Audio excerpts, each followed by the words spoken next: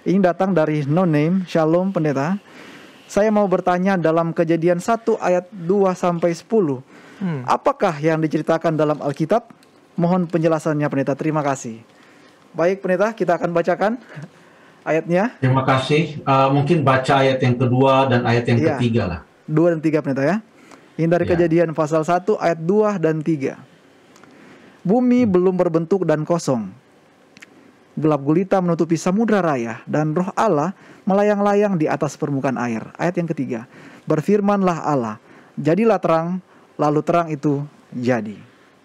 Terima kasih. Dan selanjutnya sampai ke ayat yang ke-10, bahkan sampai ayat yang ke-31, Kitab Kejadian pasal 1, dan dilanjutkan juga dengan Kejadian 2 ayat 1 sampai ayat yang ke-3, itu menceritakan tentang bagaimana langit dan bumi kita ini diciptakan. Jadi kalau pertanyaannya adalah apa yang diceritakan dalam Alkitab, yang diceritakan di dalam ayat-ayat itu adalah penciptaan langit dan bumi, di mana Tuhan menciptakan langit dan bumi kita ini dalam waktu 6 hari, dan ia berhenti pada hari yang ke-7 dan membuat satu pekan itu terdiri dari 7 hari. Ia menciptakan segala sesuatu itu sungguh indah dan baik.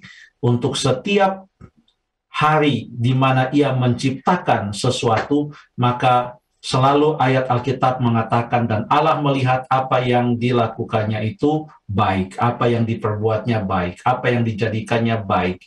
Dan demikianlah sampai kepada ayat yang ke-31 dikatakan, maka Allah melihat bahwa apa yang diciptakannya itu semuanya itu adalah sungguh amat baik. Jadi demikianlah yang disampaikan tentang cerita penciptaan. Dan cerita penciptaan ini bukan hanya disebutkan di dalam Kitab Kejadian, walaupun secara lengkap dari hari yang pertama sampai hari yang ke-6, semua diciptakan, dan hari ke-7 Tuhan Allah berhenti, semua diceritakan dalam Kejadian 1 dan bagian awal Kejadian 2. Tetapi sejak saat itu, kitab-kitab dalam Alkitab, Kitab Keluaran contohnya, pasal yang ke-20 ayat 8 sampai ayat yang ke-11, waktu Tuhan Allah memberikan perintah tentang menguduskan hari Sabat, ayat yang ke-11 mengatakan, karena 6 hari lamanya Tuhan Allah menjadikan langit, bumi, laut,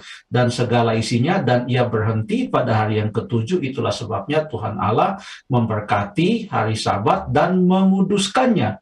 Jadi itu dibawa lagi kepada penciptaan. Kemudian di dalam buku Imamat, Bilangan, Ulangan, kitab nabi-nabi, bahkan rasul, bahkan sampai kepada kitab Wahyu, kitab yang terakhir sekalipun, masih menyebutkan tentang penciptaan itu. Karena itulah landasan segala sesuatu. Tuhan Allah menciptakan langit dan bumi, di mana manusia itu menjadi ada dan bertambah banyak. Lalu kemudian kita tahu waktu Adam dan Hawa berada di Taman Eden, mereka jatuh dalam dosa, dosa makin bertambah-tambah. Tuhan Yesus datang, lalu kemudian mati di atas kayu salib, menebus manusia dari dosa. Ia kemudian dia dibangkitkan kembali, lalu kemudian sebelum naik ke sorga, ia memberikan janji dalam Yohanes 14 ayat 1 sampai ayat yang ketiga bahwa ia akan datang kembali membawa umatnya ke tempatnya, supaya di mana ia berada, umat-umatnya pun berada di rumah Bapa dalam kerajaan sorga.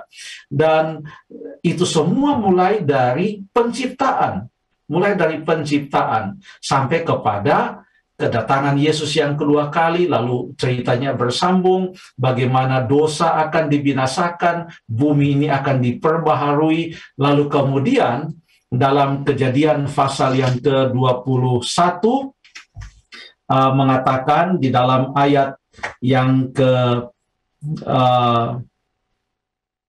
mengatakan, ia yang duduk di atas takhta itu berkata, lihatlah aku menjadikan segala sesuatu baru. Jadi semua yang lama itu berlalu. Kita sekarang berada di dunia yang penuh dengan dosa. Ini dunia yang sudah lama sekali, sudah banyak masalah di atas dunia ini yang sudah rusak oleh karena dosa. Air bah datang, merubah permukaan dunia ini. Lalu kejahatan terjadi di mana-mana, lingkungan dirusak, dan lain sebagainya. Sudah terlalu banyak komplikasi di atas bumi kita ini. Para ahli menyelidiki bahwa lapisan atmosfer sudah semakin tipis, ya. Lalu kemudian iklim sudah semakin panas dan tidak balance lagi antara lamanya musim panas, lalu kemudian lamanya musim dingin. Para ahli lah yang tahu, dan bisa mereka membuat daftar yang panjang tentang semua masalah yang ada pada bumi ini sendiri. Tetapi Alkitab memberikan kepada kita supaya lengkap pertanyaannya, itu cerita penciptaan. Lalu kemudian dunia ini berdosa, bumi kita ini sudah makin rusak, tetapi ada janji Alkitab bahwa Ia akan menjadikan segala sesuatu itu baru. Jadi Alkitab ini sungguh luar biasa, karena ini berbicara mulai dari penciptaan sampai kepada penciptaan kembali, ya. Dari creation sampai kepada recreation, ya, penciptaan kembali. Dari bumi ini diciptakan, bumi ini kemudian rusak, sampai bumi ini akan diperbarui dan dipulihkan kembali. Mulai dari manusia belum berdosa, manusia jatuh dalam dosa, manusia ditebus dari dosa, lalu kemudian Yesus Kristus akan datang untuk membawa manusia yang setia kepadanya, hidup bersama-sama dengan Dia, kekal selama-lamanya. Jadi sungguh luar biasa Alkitab ini, firman Tuhan. Cerita-cerita yang ada di dalam Alkitab, urut-urutannya jelas.